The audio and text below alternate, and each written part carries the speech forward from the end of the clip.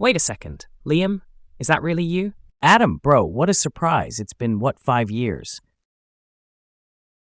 At least 5, maybe more. I can't believe this.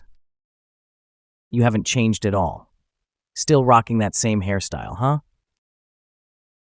Haha, some things are classic. And look at you, still the same cheerful guy. Sit down, dude. Let's catch up properly. So, what have you been up to all these years? Well, I'm working in UK now. Joined an IT company right after graduation. Pretty stable. You? I stayed in US, teaching English at an institute.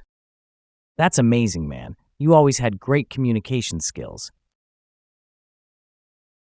Thanks, it's going well, slowly building an audience. You were always the guy everyone went to for presentations and speeches. Speaking of college, do you remember the canteen? Oh man, the bread in that drink. And the fights for the last seat near the fan during summer? Yeah, I do remember. Do you talk to anyone from our gang? Not much. Everyone got busy.